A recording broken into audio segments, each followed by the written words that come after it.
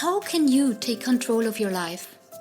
How can you finally let go of those limiting beliefs that have been holding you back for the past few decades, stopping you from growing and leveling up? How can you step out of your comfort zone and unleash your full potential for your business and your personal life? Hi, and welcome to the Self-Worth Accelerator podcast. My name is Sonia Maria Horn, and I'm a mindset and success coach with focus on your self-worth. And every single week, I will be talking with you about how you can raise the awareness of your full potential and unleash those powerful tools for maximum wealth and inner peace. Find out everything about how to stop procrastination so you can finally empower yourself from within. You can do this, and I'm here to show you exactly how. So let's get started right now.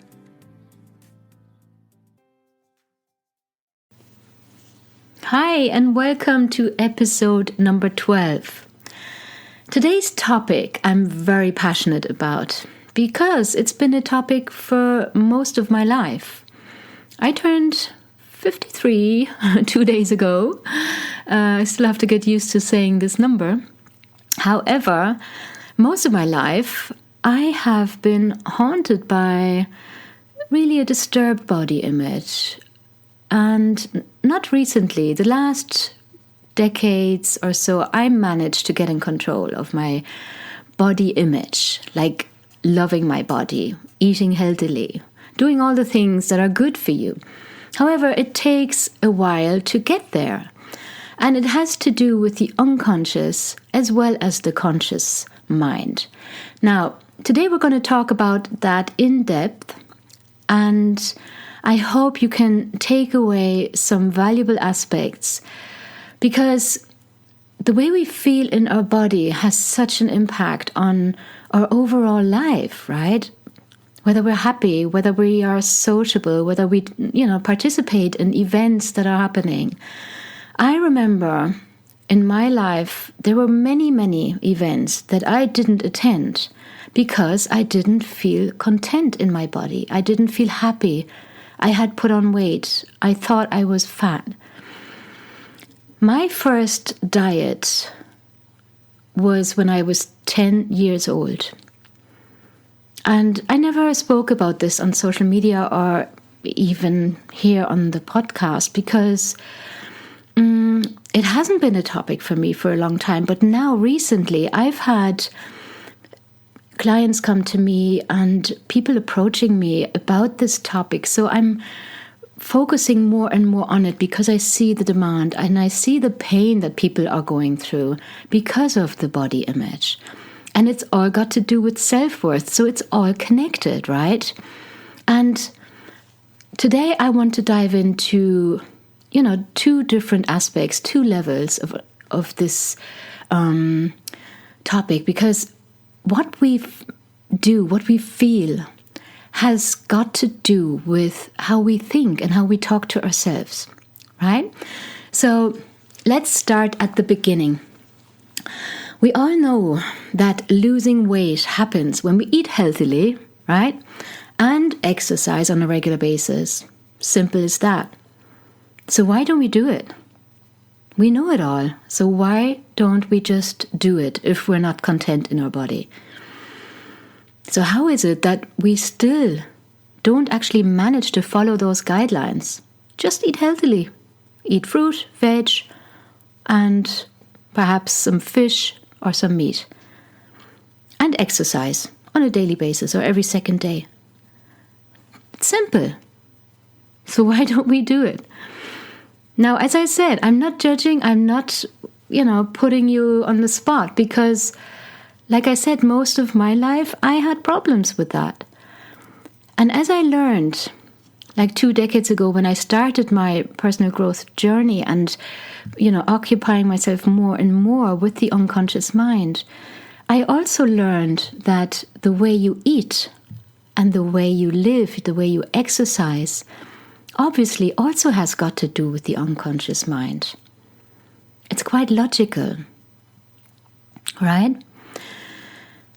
So maintaining a healthy body image happens in both your body on a conscious level and in your mind on an unconscious level, right?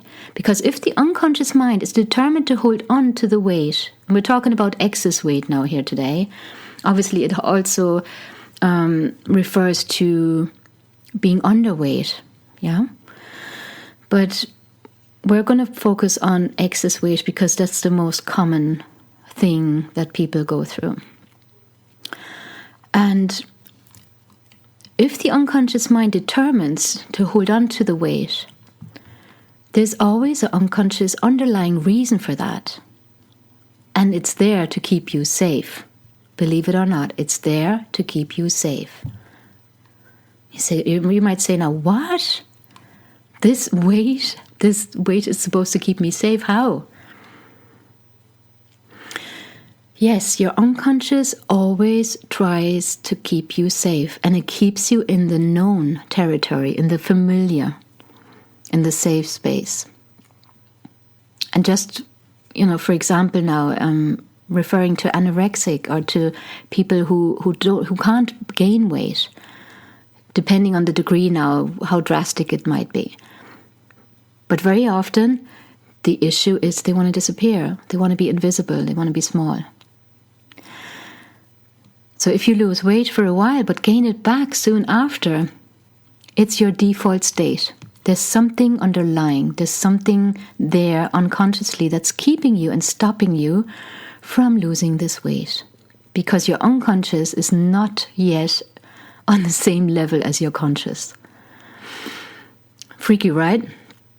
So you might know about the yo-yo effect. I'm sure I do. You manage to eat healthily, you manage to keep up the diet the way you want to, but after a while you fall back to the default version of yourself, the unhealthy one, the one who's gaining, weight that you don't want. And excess weight is a reflection of your mental or your emotional state. That's a fact. So, the number one reason people fail to lose weight is that they neglect to make changes in their subconscious mind as well. Parallel, obviously, to eating healthily and exercising. Okay, so you also need to work on your unconscious mind and figure out, because understanding is power. You need to figure out why that is. What is causing you to hold on to that weight? Okay? You have to get the subconscious mind into alignment with your conscious goal. That's the only way it can work. And when I understood that, my life changed completely. And also my clients, obviously, who come to me mostly based on their self-worth or success, or they have certain goals they want to achieve. But very often, most of the cases, they're not happy in their body either. And that's a form of procrastination. They can't get themselves to go in that direction, to have a look at the big picture of this unconscious blueprint that was created in the childhood, in the years of childhood and adolescence.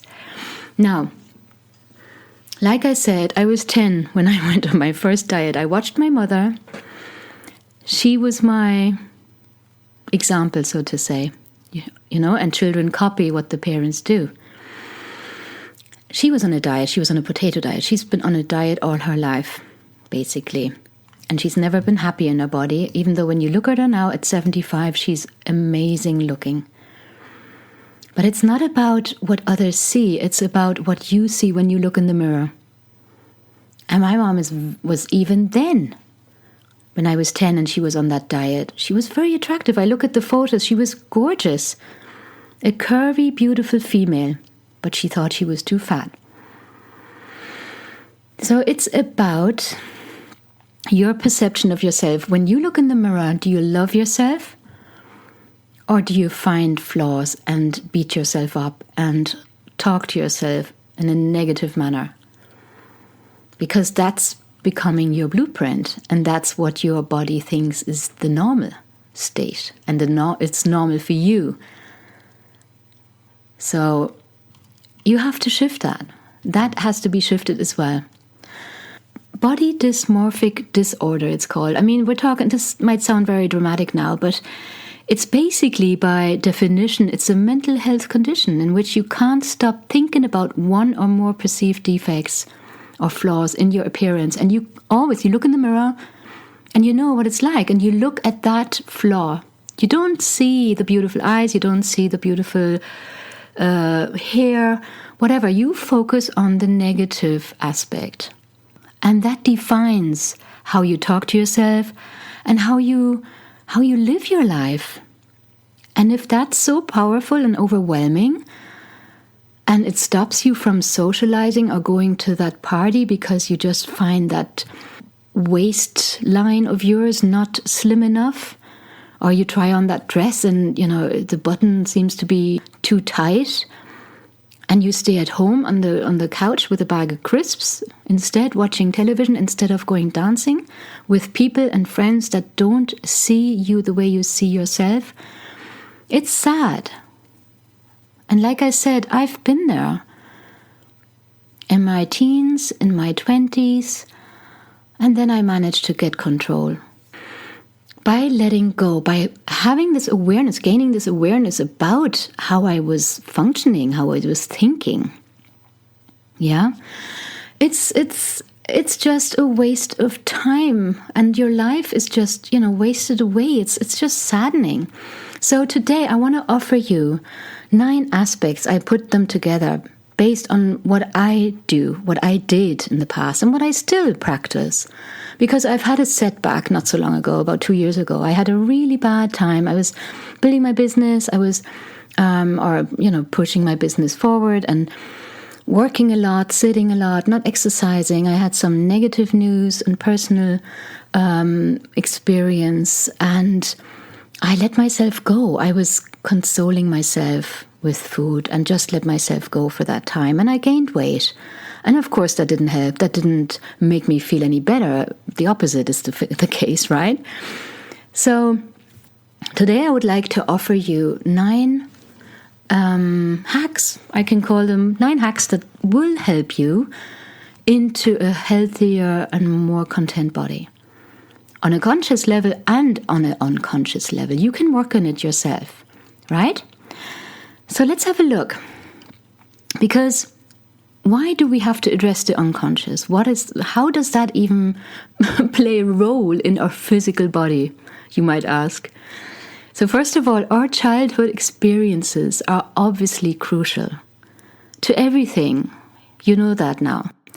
It's all about your thoughts. It's all about your unconscious, and it's all about the past, the first 7 years of your life, how you've been programmed, how your unconscious has been programmed, right? We want to be accepted, we want to fit in, and us as human beings, we have the strong desire to belong. We need to belong to our pack, to our crowd, to our family. Because alone we wouldn't survive in the wilderness. When we're isolated or rejected, we won't survive. We need the social network, right? Being rejected, isolated, or feeling different, however this being different may be perceived, it can have a traumatic experience for a child or a teenager. So if we're being bullied, or if we're being teased constantly because of a big nose, or because of the ears sticking out, or because of weight, whatever it may be, it has a traumatic effect on the children. And on their self-worth. Yeah. So we don't know at that age that we are all different and that we're beautiful and unique the way we are, no matter how we are. And it is actually beautiful to be different, but we always try to fit in. Remember when there's a trend, or then there's some fashion or something hip, we all ran for it. We want to fit in. We want to do it as well and be part of the gang, right? And being different is looked upon as a negative thing, right? So if anybody made fun of you of any kind, about your look or anything that's different, it's what created the blueprint for the rest of your life. And why should you live that now? I mean, why should you still have those voices of those people who probably were even just jealous? Because as a child, we don't know that people bully, or kids bully you because they're jealous of you, right? There have been the most beautiful kids being bullied, but they didn't have the confidence or the understanding to stand up towards it. And that's something I want all children and teenagers and adults to understand, right? That it's not about that, and we shouldn't give ever anybody the power to make us feel small or inferior. Nobody deserves that. Nobody. And I know it hurts when people say nasty things. You know, that you're ugly, or that you're useless, that you're fat, whatever it is. And it's about how we deal with those negative statements, yeah? Like I said, though, most kids suffer, and most kids' self-worth is diminished in those moments. And if it's repeatedly stated and repeatedly happens, the more and more the imprint is implemented in your subconscious mind. And that's the language that's still talking to you today when you look in the mirror. You're repeating those words to yourself looking in the mirror. Isn't it ridiculous? Why would you do that? However, the majority of children or teenagers suffer very, very badly, and their self-worth is absolutely destroyed. Okay, so how can your beliefs affect your weight loss efforts? What has your belief about yourself got to do with your weight loss effort? And there are many reasons why you carry a belief within you that stops you from losing weight. No, like I just pointed out. Based on your past experiences, you have created an unconscious belief, and that is still active within you. And no matter what you do, it'll always stand in your way to gaining the perfect relationship to your body, to being happy in your body. Because often you look beautiful anyway, but you don't feel it. And this is what we're aiming at. You feeling the self-love and the content body that you deserve. Right? So you might assume that when you're thin, you created this belief that when you're thin, people will expect more from you based on what you experienced in the past. Or your weight might derive from comfort eating in difficult times. We often have been consoled with sweets and goodies during our childhood when we were sad, when we cried. Yeah, and that becomes an association with food. So when you're suffering, when you're sad, when your boyfriend, your girlfriend leave you, you go and get your ice cream and snuggle up on the sofa. Yeah, it's an association. Mostly unhealthy food. Yeah, I mean, you're not going to go and eat carrots and cucumbers when you're suffering, right?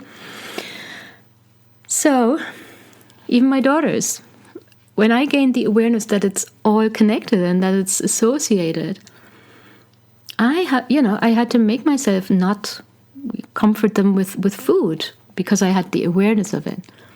Instead, I just cuddled them. I gave them love, attention, and listened to what they had to say.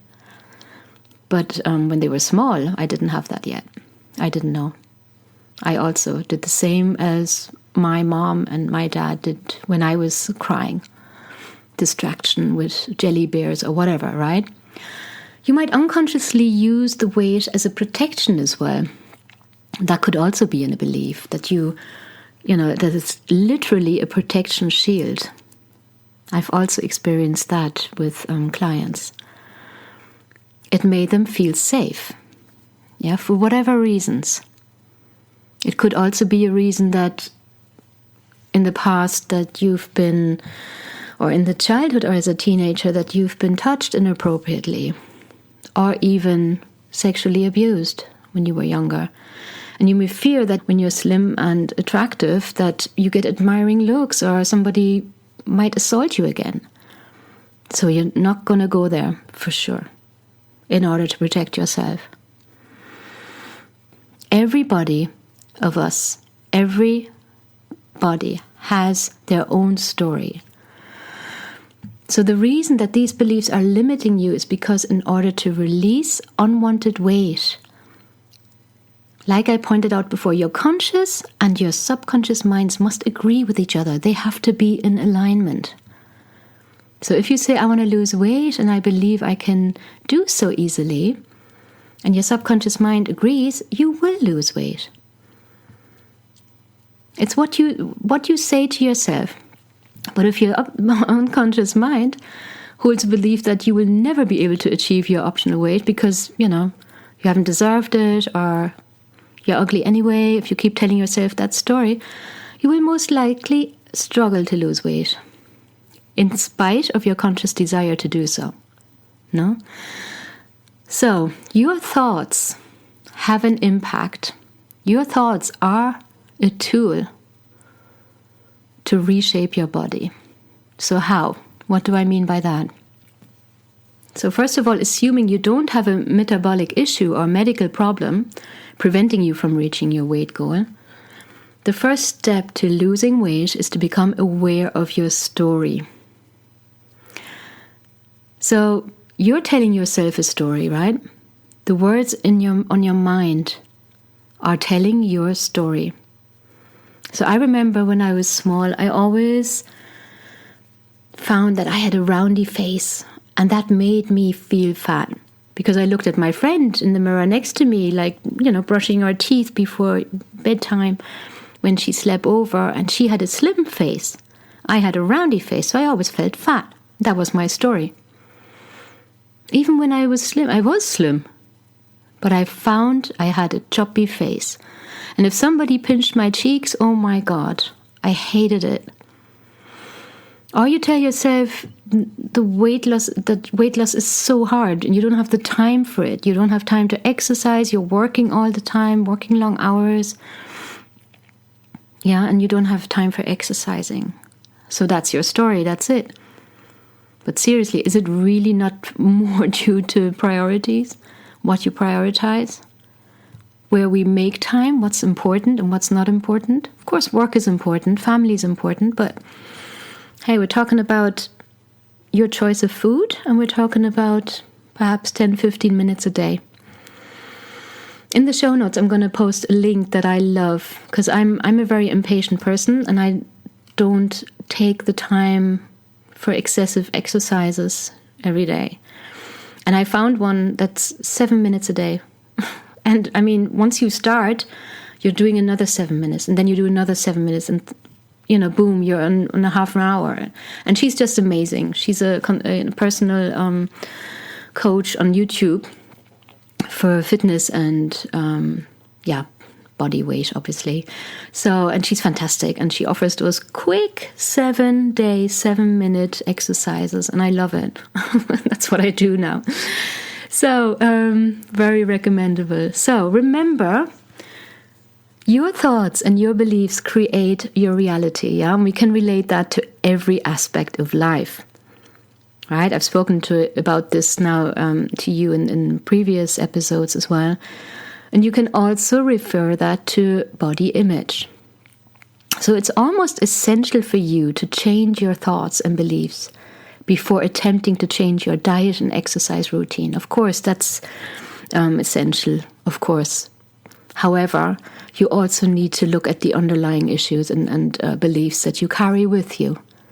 Okay? Now we're going to just finish up by diving into the 9 tools that I put together for you that help you reprogram your mind and that will contribute to your sustainable weight loss.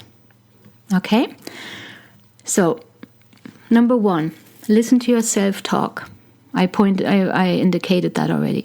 Self-respect and self-acceptance are the cornerstones to achieving your optimal weight. You need to tell yourself a positive story. You need to look in the mirror and praise yourself. You need to look in the mirror and love yourself. Yeah, and speak it out loud. Say it into the mirror that you love your body. And if you've been telling your body that you hate it, what it looks like, and your subconscious mind will believe the negative programming. You need to reprogram your mind to self-love. And it's possible by repetition, over and over again, every morning in front of the mirror and before you go to bed. Tell yourself that you love your body. Over time, your subconscious will align with your conscious desire to lose weight. That's how it works. That's the rule, okay? And you write your new story. Actually, you can write it down instead of just saying it, that you want to lose weight. Write down exactly how you want to feel. This is also partially kind of a visualization, yeah? And, if you want to lose 10 pounds, for example, write down what it feels like to have lost those 10 pounds, to feel fit again, to be able to take those staircases, 2 steps at a time, running up, to have more energy and to be, to fit into that dress again that's pinching right now. Write down exactly how you will feel when you lose those extra pounds and you can fit into this suit again, for example. Focus on the emotion.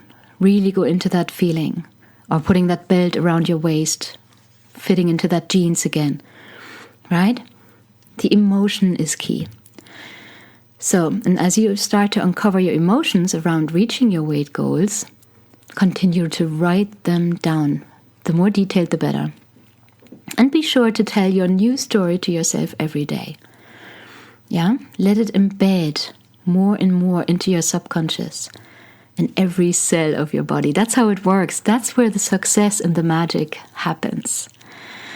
It also helps to, really perhaps put up a photo of you when you were happy in your body and to see that every day. Now that you've heard about that. Okay. Next one is tapping. Emotional freedom technique helps a lot. I'm not going to dive too deep into this one because that could be a whole episode on its own. It helps you to align your subconscious mind with your goals on the energetic level. EFT, I don't know whether you practice it already or whether you've heard of it. It's this emotional freedom technique where you do the tapping on the meridian spots in your face and on your head, specific spots. And that can also help. You can have a look into it yourself, Google it, or look on YouTube. There are some good tutorials. That also can help to reprogram limiting beliefs. The next aspect I would highly recommend as well is meditation. You know already, if you've been following me, that I'm a great fan of meditation.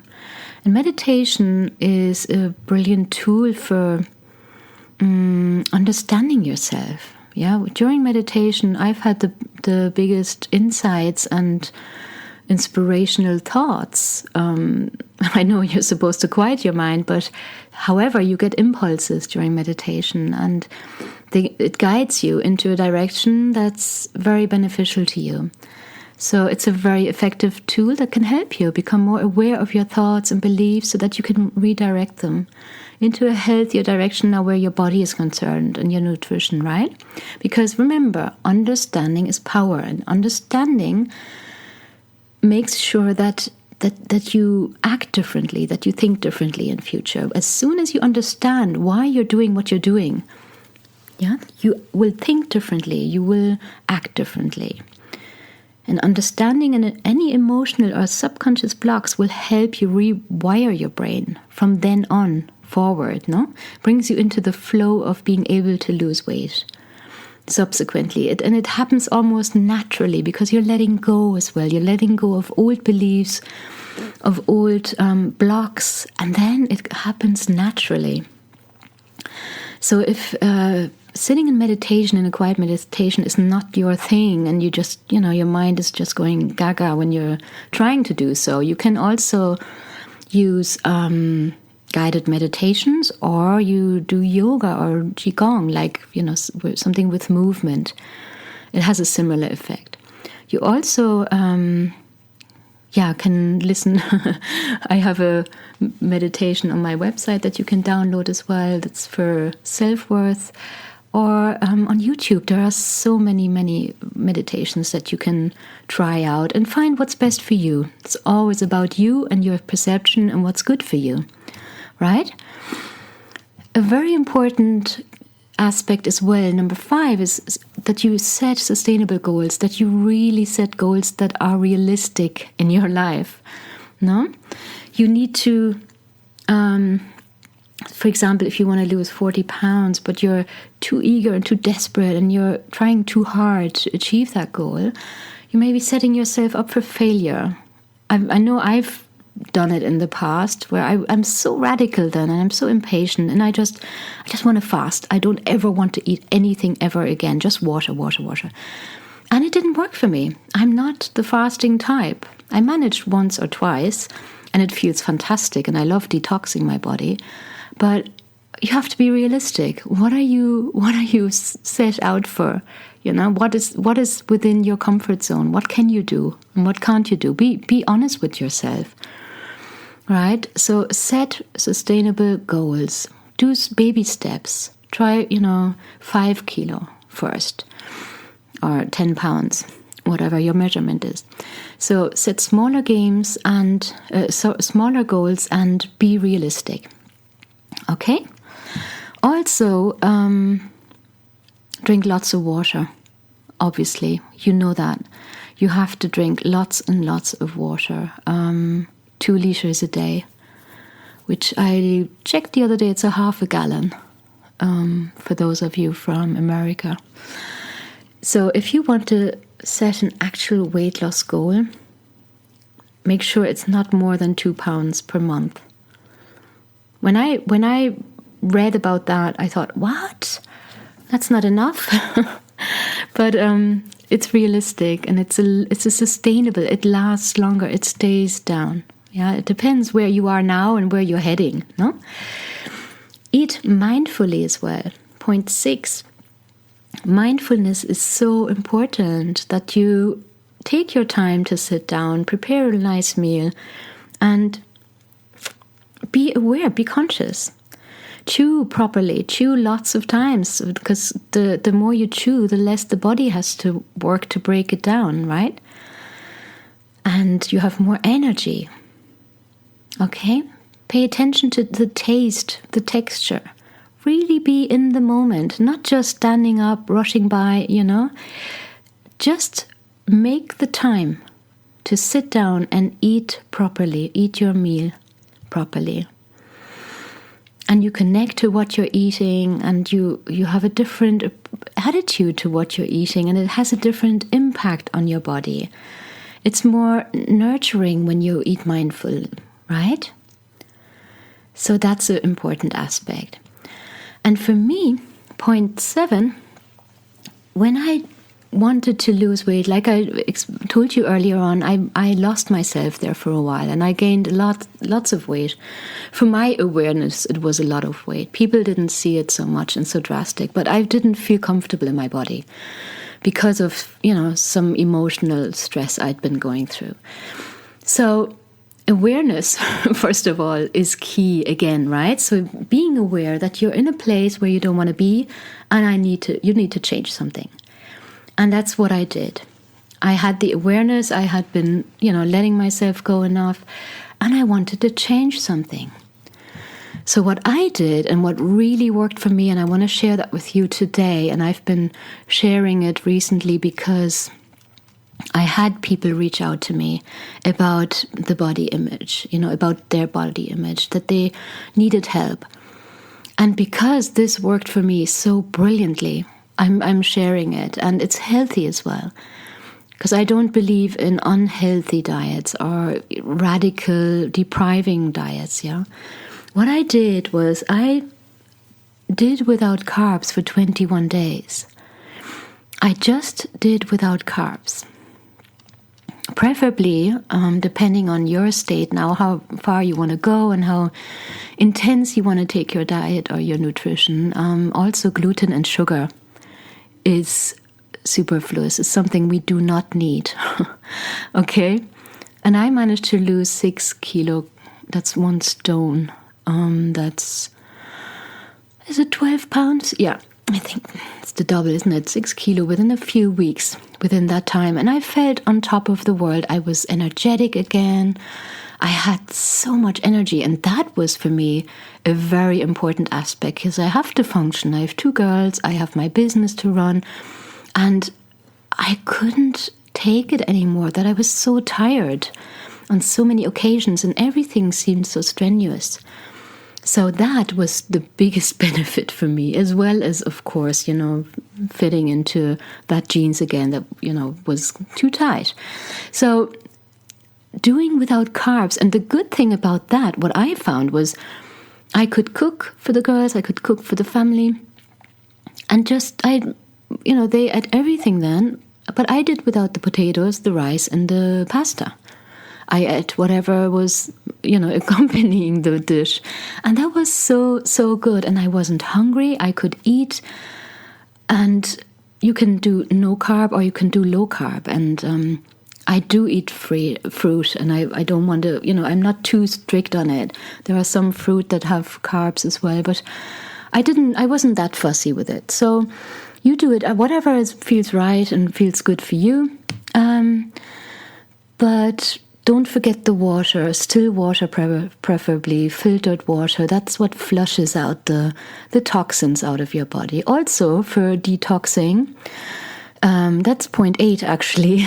That's a huge aspect I find to kick off into a healthy state. Being realistic, perhaps the 1st of January might be a good day to start after the Christmas festivities. But any day is good. Right now is good. If you're not feeling 100%, if you're not feeling energetic, right now is a good time to start always. So referring to detoxing, it's huge right now, isn't it?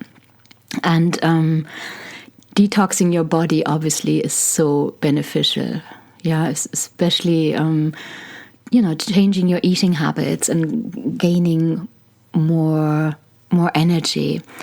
And I always look at it as a reset from where I start then to eat healthily, even though detoxing nutrition can be a lifestyle as well. I have friends, they just eat food that's, not toxic, not acidy.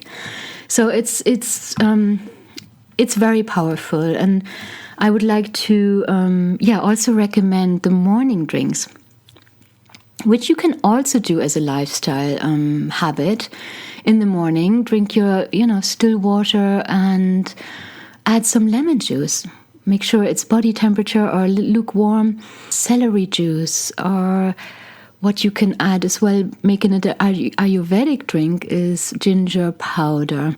1 tablespoon, just diluted in lukewarm water, and you can drink it, make a carafe, make a whole bottle, and then you can drink it throughout the day.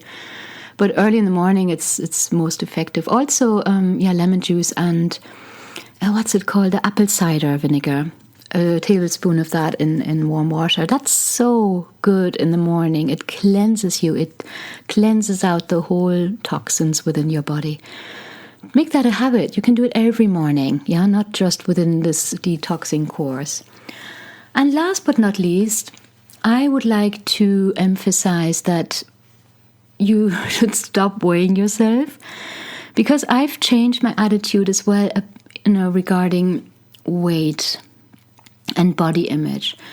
In my opinion now, my emphasis is more and more, from my own awareness, is more and more on the health aspect and the longevity of my life, and that I live my life long and healthily, not long and sick.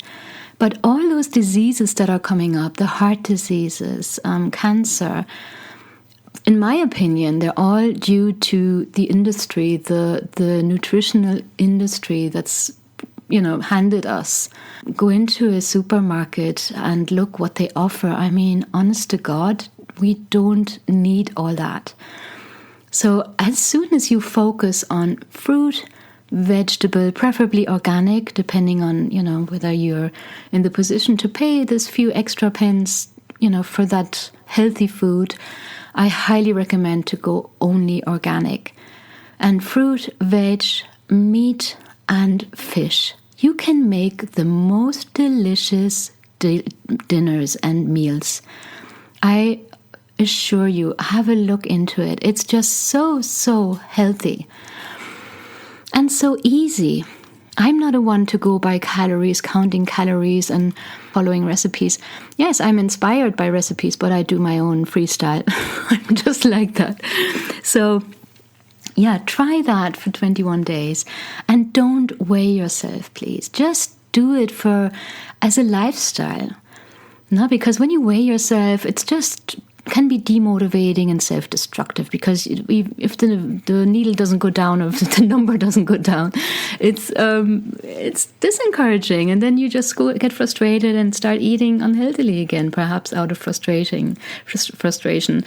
And it's not about that. And when you're exercising, you build muscles, but you lose fat, and it's a healthy weight. Yeah, so you will feel the difference. You don't need to weigh yourself, okay? And you can, but don't weigh yourself until you're able to view the information that you see on that scale from a place of health and stability, when you know you're feeling on top of the world again, rather than use it to define your self-worth, okay? That is not an option. This is very important. So take that with you and, just start. Now or on the 1st of January, whenever it suits you. Okay? And like I said, the number on the scale doesn't matter anymore. It's about feeling good in yourself. It's about loving yourself unconditionally. Because you are beautiful the way you are. And, don't let anybody tell you otherwise. Okay? Those kids, when you were small, they didn't know what they were talking about. They were just jealous, okay? So, finishing up on this topic, it's about self-love, unconditional love towards yourself, and treating yourself with love, and everything else will follow. That's what I love about my work. Yes, when I work with people, it's about them coming into their empowered body, and it has a ripple effect, right? When you're feeling good in your body, when your self-worth increases again, you reactivate your self-worth, and you have this understanding that you're brilliant the way you are, just because you are the way you are. And it has a ripple effect on your whole life. You won't let any partner treat you badly. You set healthy boundaries. Yeah, and you have success, and you manage to go to your boss and stand up for yourself, put back your shoulders, put out your chest and say, hey, I want a pay rise. Do you know what I mean? It is all connected. And it's time for you now to make a change and to claim that life back, that beautiful life that you deserve, okay?